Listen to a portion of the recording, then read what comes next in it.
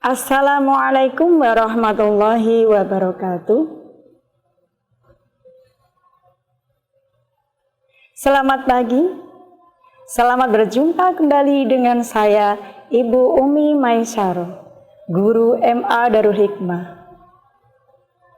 Mari pembelajaran praktikum hari ini kita mulai dengan bacaan basmalah. Bismillahirrahmanirrahim.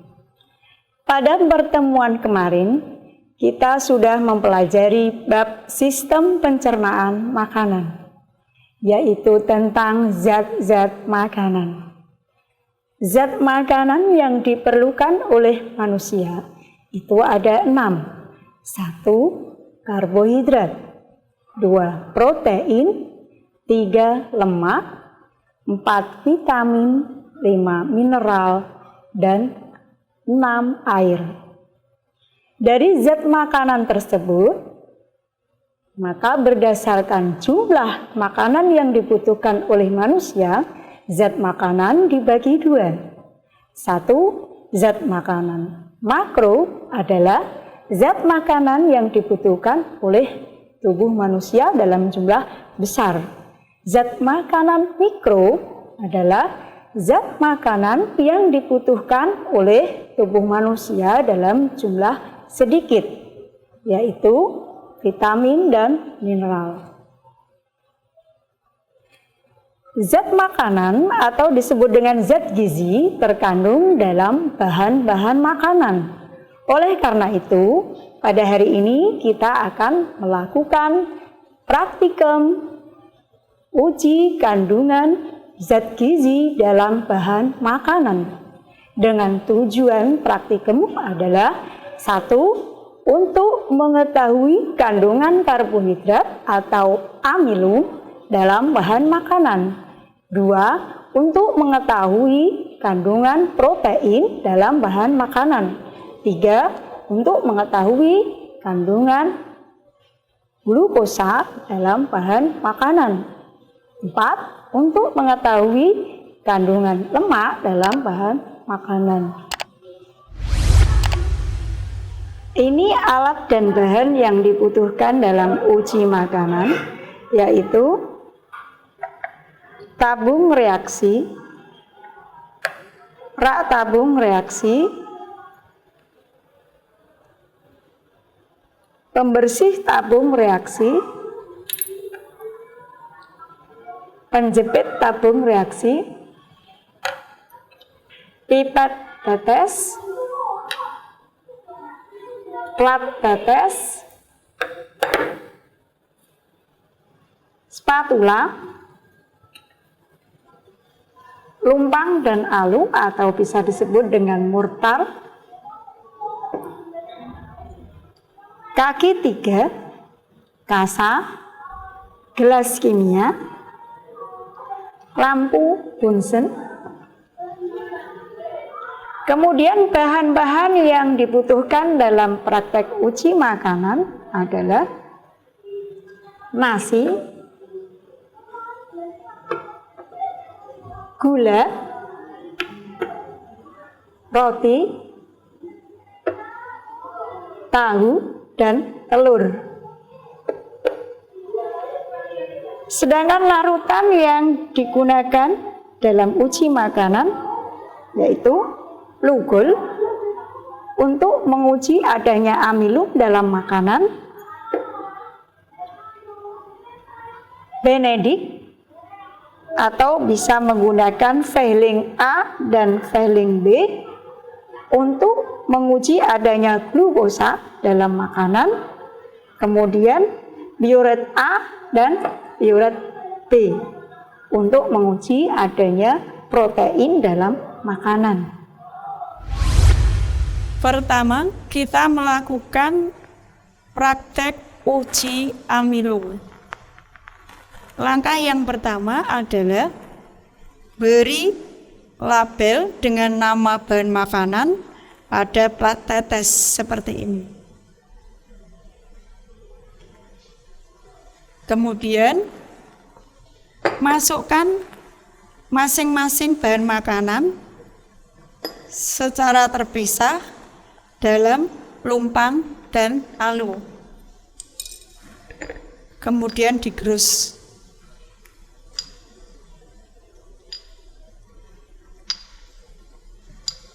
Jika terlalu padat, maka bisa diberi air untuk membentuk larutan.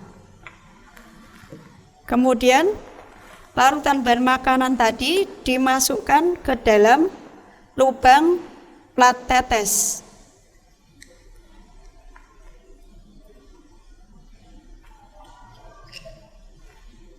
Setelah semua bahan makanan dimasukkan, kemudian diberi larutan rugol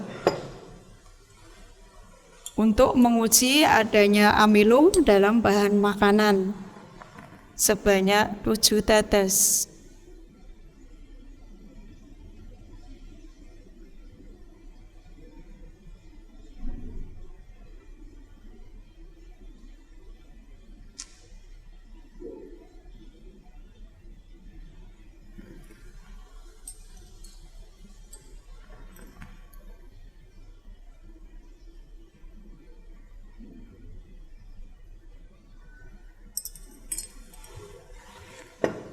Amati warna pada setiap bahan makanan.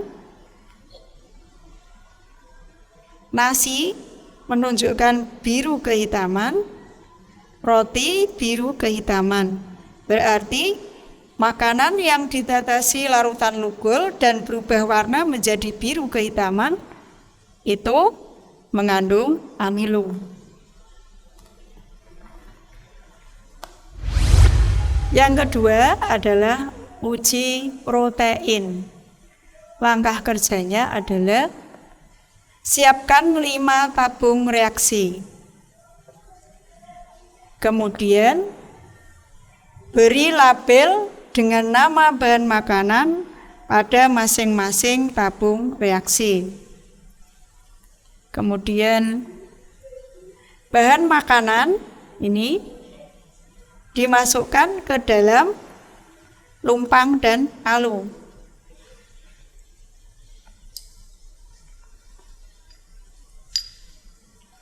Kita tunggu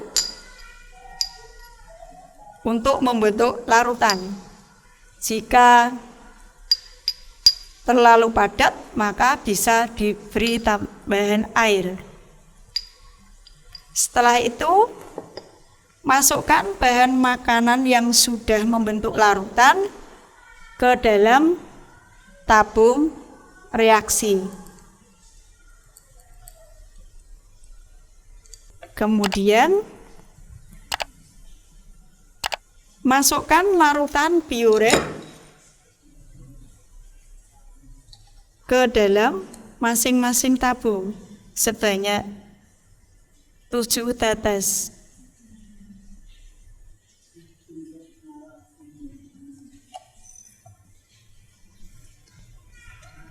Piuret di sini ada piuret A dan piuret B.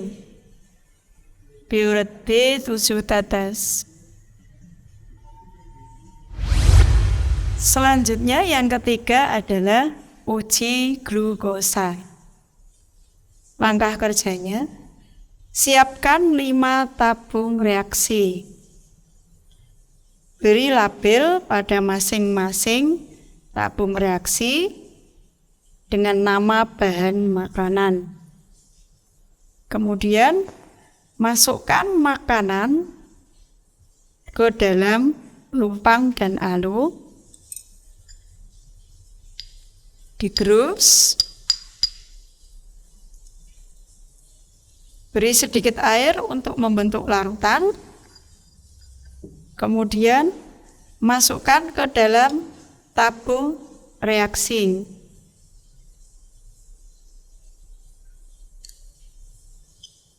Masing-masing makanan dimasukkan ke dalam tabung reaksi.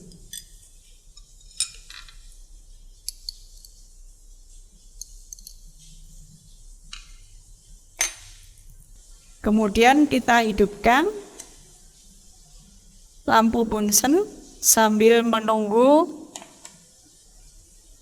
untuk pemberian larutan Benedict. tabung reaksi yang sudah diberi makanan, kemudian ditetesi dengan larutan benedik. Larutan ini itu untuk menguji bahwa makanan nanti mengandung glukosa. Kita tetesi masing-masing 8 tetes.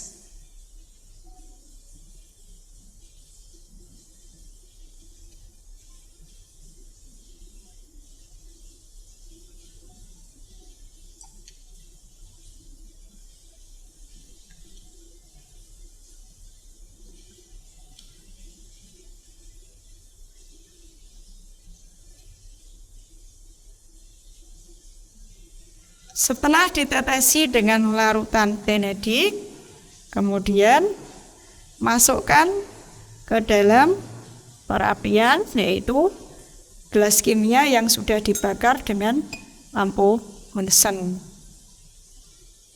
Kita bisa menggunakan penjepit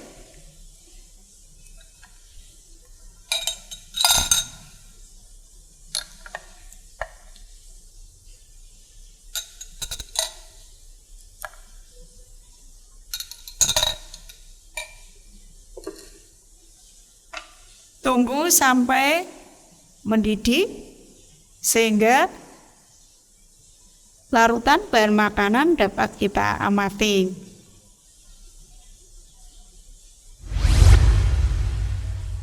Setelah sudah mendidih atau panas, angkat tabung reaksi.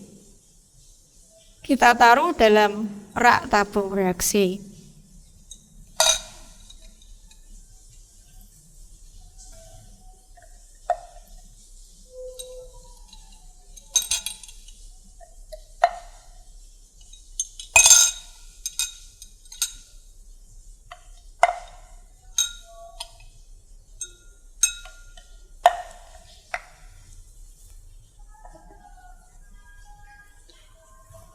Kita dinginkan sesaat setelah dari gelas kimia yang sudah dididihkan, kemudian kita amati setelah dingin.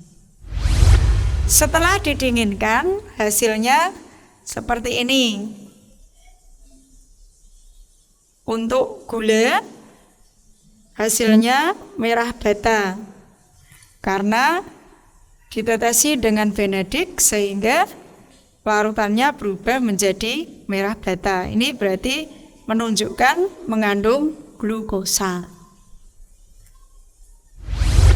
Setelah didinginkan, maka bahan makanan yang mengandung glukosa adalah roti sedikit mengandung glukosa, gula mengandung glukosa. Karena setelah ditetesi larutan benedik kemudian dibakar, warnanya berubah menjadi merah bata, ada endapan. Jadi dapat disimpulkan dari praktikum tadi bahwa 1. Bahan makanan yang mengandung amino adalah nasi dan protein. Karena larutan makanan tadi jika ditetesi dengan luful berubah warna menjadi biru kehitaman. Yang kedua, bahan makanan yang mengandung protein adalah tahu dan telur. Karena larutan tadi ditetesi piuret A dan B berubah warna menjadi ungu. Yang ketiga, bahan makanan yang mengandung glukosa adalah gula dan sedikit protein. Karena ketika ditetesi dengan larutan benedik berubah warna menjadi merah bata, ada endapan. Demikian praktikum pada hari ini, semoga bermanfaat. Assalamualaikum warahmatullahi wabarakatuh.